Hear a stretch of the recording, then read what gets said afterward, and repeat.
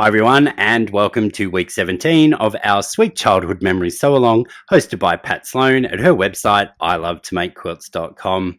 This week we have a really interesting block, and I once again am using a directional fabric, so let's see how that goes. If you haven't done so already, jump over to Pat's website, download this week's free pattern, come back here, and I'll show you how to do it. This week, folks, I have made no changes to the pattern as there is nothing that I can adapt or change.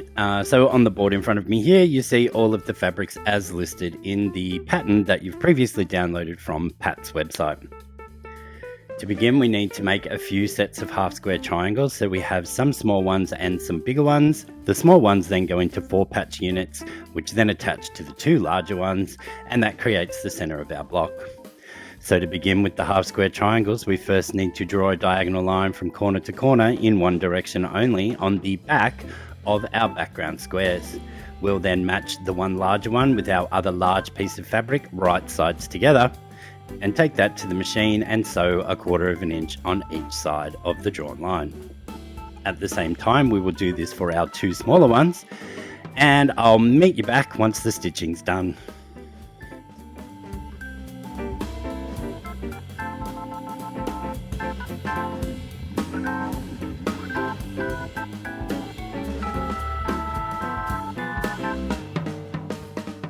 With our stitching now done, we just need to clip these units apart, and I'm going to give them a quick press to set all my seams before taking my rotary cutter and ruler and slicing these in half along our drawn line. Of course, if you use a heat erase pen, pressing at this step may seem a bit silly, so you can press them after you've sliced them in half, whatever is your preference.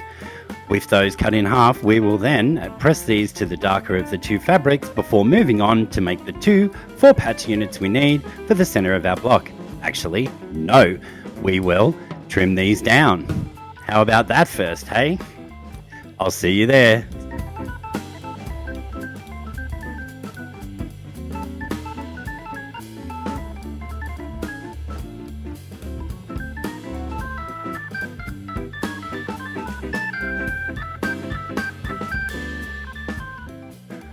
Alrighty, with all of our pieces pressed, we can now take these to the cutting mat and trim them down nice and square. So if you've watched any of my previous videos, then you will know that I do this 2 at a time, and that's because I'm impatient and I like a quick result.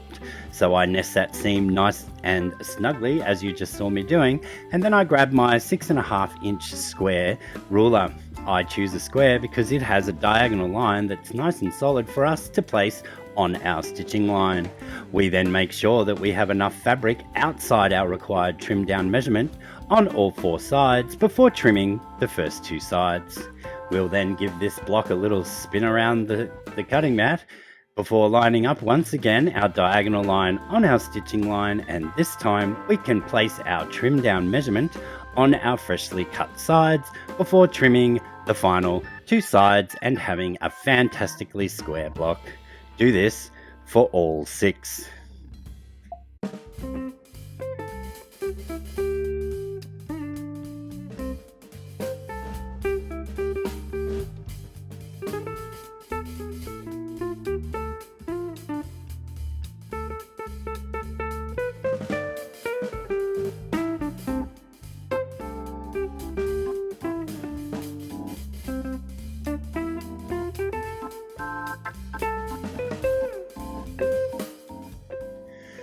Now that we have all of our half square triangles nicely squared down, we just need to make a couple of 4-patch units with the smaller half square triangles.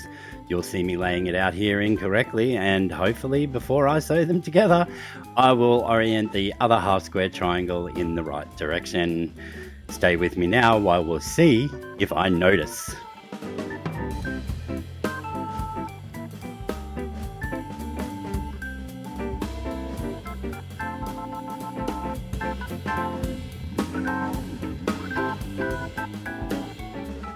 We're now just going to press every single one of these towards the solid square away from the half square triangle. It's not until I lay them out after these 2 that I notice I've got something wrong, so we'll just do a quick unpick, fix that up, and I'll meet you back.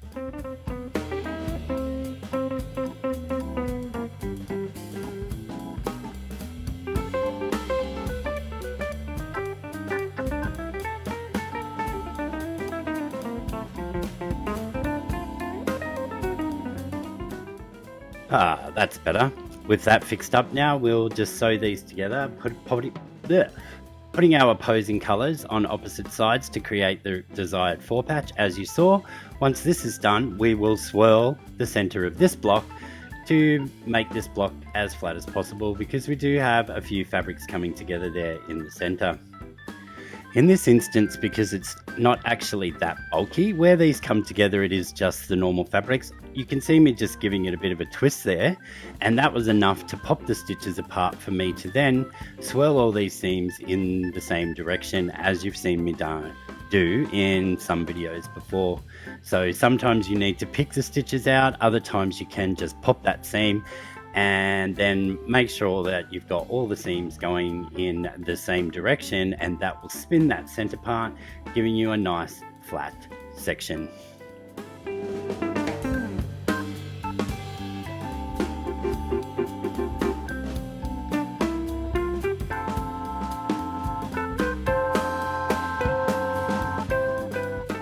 Now we just need to lay the center of our block out as per the picture in the top left hand corner before sewing this together as another four patch construction. We do the two vertical seams, press those to one side. In this instance, I'm going to press towards the large half square triangle, and then we will sew the horizontal seam. You will also note that I am working with a directional fabric because I'm a glutton for punishment, and in this instance I do have my directional fabrics going in the right directions.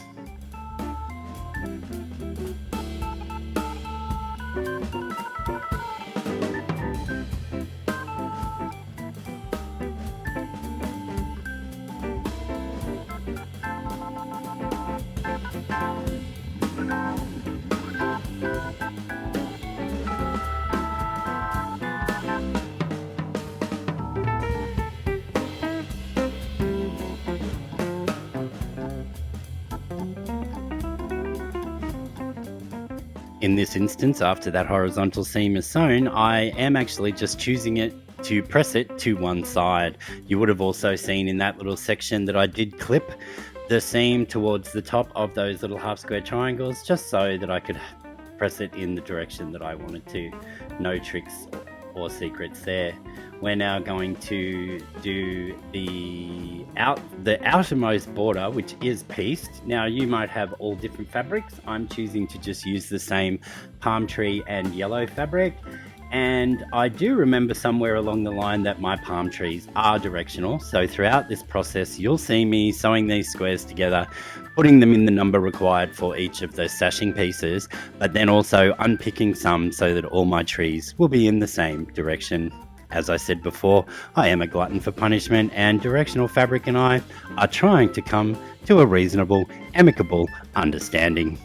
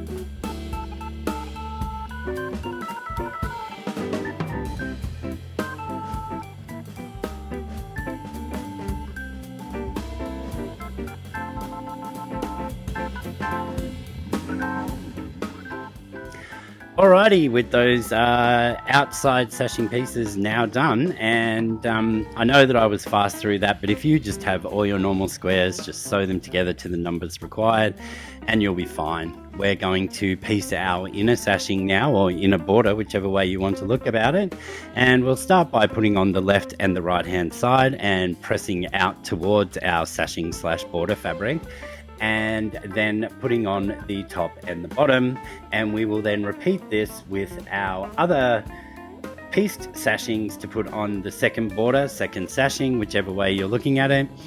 And then you will see, even though me and directional fabric, let's have a look at what I do. Okay, stay tuned.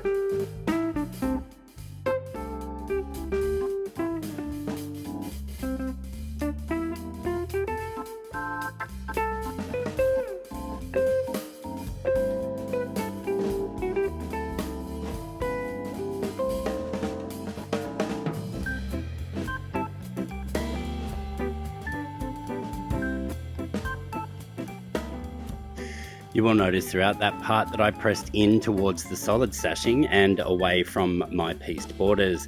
But have you also seen yet what I actually did when putting the outside borders on? Wait until I've done this final seam and given it a press, and we'll have a freeze frame and you'll be able to see my abysmal effort.